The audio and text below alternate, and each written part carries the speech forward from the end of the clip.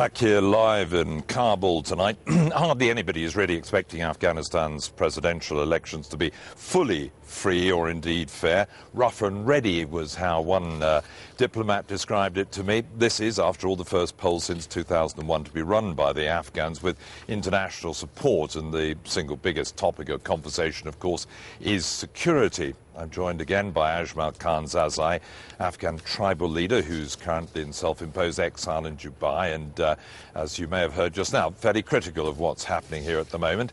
And from the UK political perspective, I'm joined also by James Arbuthnot, who's chairman of the All-Party Commons Defence Committee. Let me bring in James Arbuthnot. Very good evening to you. You may have been listening to some of what's been going on here. Certainly Mr. Zazai's comment there that the country is falling apart and that there is a very critical situation that perhaps this election cannot make much difference to. Do you believe that, or do you believe that it is perhaps a chance to make a fresh start and move on in this country? I think it's a bit of a policy of despair, that.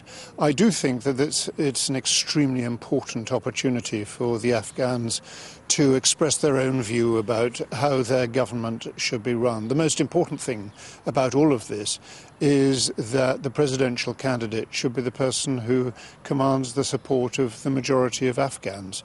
And so I don't myself think that Afghanistan is falling apart. I think it's very important that they do their utmost to get it right. It won't be perfect, far from it, but they must do their utmost to take this chance and vote tomorrow. Do you believe that the British military role here particularly is a clear mission that everybody can understand, and that we know what we are doing here and how we're trying to help the government and the new government that will soon be in place here? It's becoming a bit clearer. It has had a rather divided role. We went in to Afghanistan in the first place as a response to the attacks of 9/11 to try to deal with the root of terrorism in Afghanistan. Then when we moved towards the south, there was the additional role of trying to defeat the narcotics trade. Now I think the most important thing is to be able to create stability in Afghanistan so that the dual countries of Afghanistan and Pakistan, the most unstable region of the world, can become less of a threat to the United Kingdom and to the rest of the world than they are at the moment. And that requires a degree of security which is helped by the British military presence there.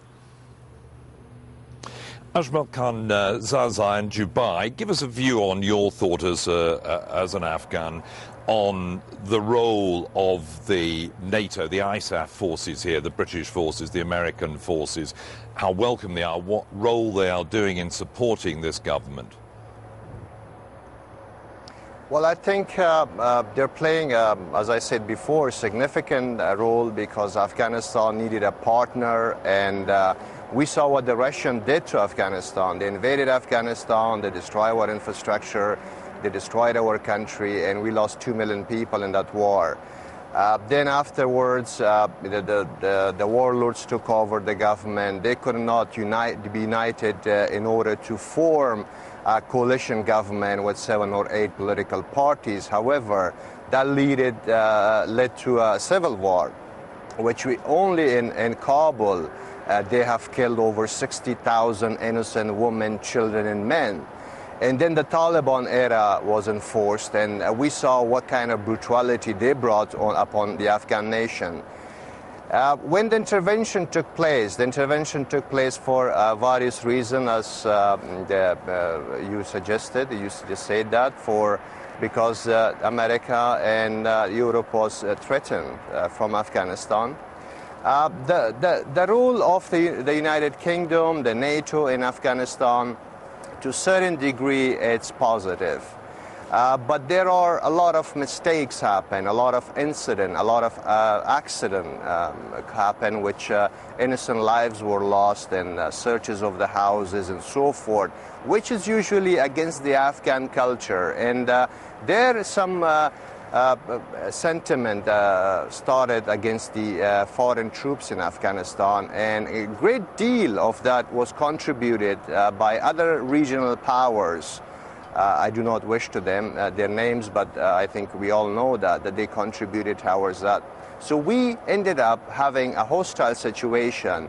And also, the Kabul government, unfortunately, was also not very helpful in tackling the domestic issues of the Afghans, like clean judiciary, corruption. They couldn't fight the corruption. And the infrastructure was not put there in order for the Afghans to see that the world is there in order to help them.